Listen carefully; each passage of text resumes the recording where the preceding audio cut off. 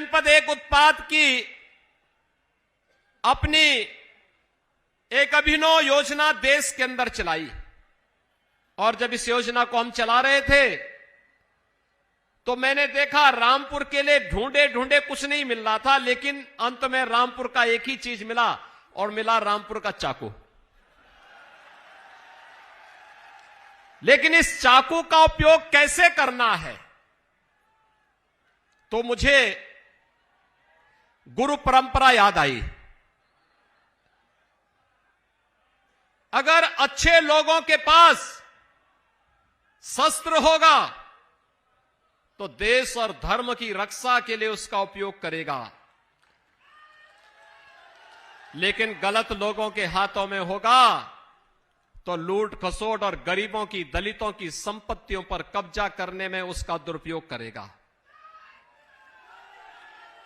और रामपुर की ये चाकू जो कभी रक्षा के काम आती थी, जिसके कारण इसका नाम रामपुर पड़ा था, समाजवादी पार्टी की सरकार में दलितों की जमीनों पर, गरीबों की संपत्तियों पर कब्जा करने का वो माध्यम बन गया था।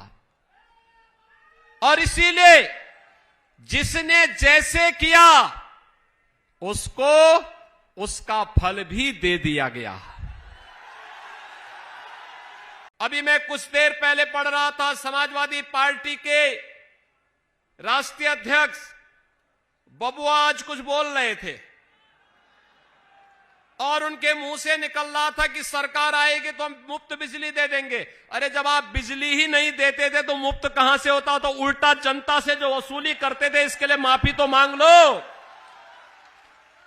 जब बिजली ही नहीं आती थी तो मुफ्त की बात कहां, यहां तो जनता से एक तरफा वसूली होती थी। आज हम कह सकते हैं उत्तर प्रदेश में बिना भेदभाव के हर एक गरीब की झोपड़ी में भी और राजमहल में रहने वाले व्यक्ति के घर में भी बिजली हर समय जलती हुई दिखाई देती है। हमने बिना भेदभाव के बिजली दी। प्रदेश के अंदर 43 लाख गरीबों के आवास बनाए और आपके रामपुर जनपद में भी लगभग 18,000 गरीबों को एक एक आवास देने का कार्य हमारी सरकार ने किया है। लाखों नौजवान, लाखों परिवारों को शौचालय दिए हैं। हर गरीब को बिजली का निःशुल्क कनेक्शन उपलब्ध करवाया है और हर गरीब को रसोई गैस का कनेक्शन देने का कार्य भी हमारी सरकार ने किया है।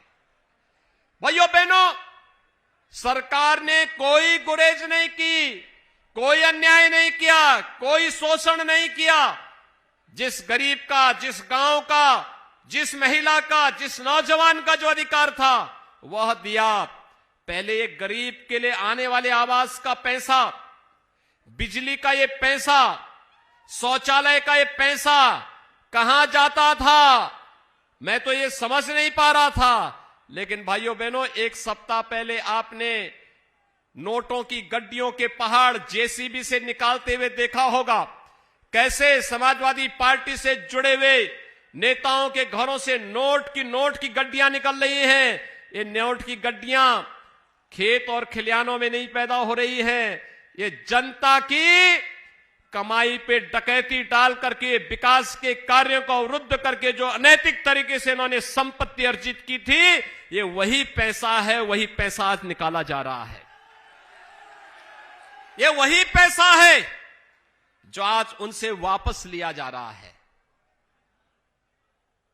कैसे लूट रहे थे आप सोच सकते हैं।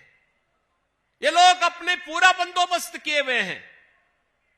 इनको उत्तर प्रदेश से कोई मतलब नहीं, गरीब से कोई मतलब नहीं, नौजवान से कोई मतलब नहीं, बहन बेटियों से कोई मतलब नहीं।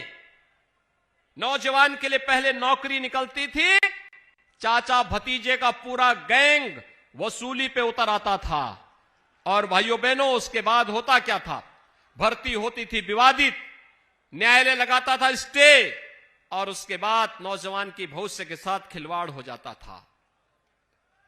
लेकिन आज तो 4.5 लाख नौजवानों को सरकारी नौकरी हम लोगों ने दी, कोई विवाद नहीं। 1,61,00,000 नौजवानों को हमने रोजगार दिया, क्योंकि प्रदेश में पर्याप्त मात्रा में निवेश हुआ।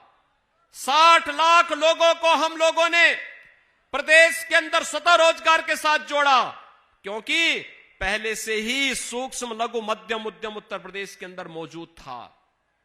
लेकिन भाइयों बहनों, पिछली सरकारों में यह कार्य इसलिए नहीं होता था क्योंकि दंगा होते थे। हर तीसरे दिन एक दंगा होता था, हर तीसरे दिन एक दंगा होता था। और दंगों की चपेट में न केवल हर पक्ष आता था, व्यापारी लुटता था, नौजवान पर झूठे मुकदमे दर्ज होते थे, बल्कि पर्व और त्योहार भी नहीं मनाने देते थे। आज भाइयों बहनों, मैं आप सबसे कह सकता हूं, भारतीय जनता पार्टी की सरकार आने के बाद प्रदेश में एक भी दंगा नहीं हुआ। और जिसने दंगा भड़काने का प्रयास किया उसको कह दिया गया कि अगर दंगा कराओगे, अगली 7 पीढ़ियों का एक मुश्त यहां पर लिख के जाओगे कि वे भरपाई करती रहेगी। सरकारी संपत्ति को अगर नुकसान पहुंचाओगे, गरीब की संपत्ति को लूटोगे और व्यापारियों की संपत्ति को आगजनी के हवाले करोगे, तो 7 पीढ़ियां भरते भरते थक जाएंगी, लेकिन भर नहीं पाएंगी। इसलिए दंगा करना छोड़ दो। भाइयों बहनों, आज प्रदेश एक नई दिशा की ओर बढ़ रहा है। आप मुझे एक बात बताइए, भारत के अंदर होली हो, दीपावली हो, रक्षाबंधन हो, रामनवमी हो, जन्माष्टमी हो, शिवरात्रि हो, कावड़ यात्रा हो, रंगोत्सव हो, दीपोत्सव हो, गुरुवाणी का पाठ हो या फिर प्रकाश उत्सव के कार्यक्रम हो, इन पे कोई रोक टोक नहीं। पर्व और त्योहार शांतिपूर्ण ढंग से, सौहार्दपूर्ण तरीके से मनाए जाते हैं। सभी लोग आनंद के साथ इन आयोजनों के साथ जुड़ते हैं। 2017 के पहले क्या स्थितियां थी,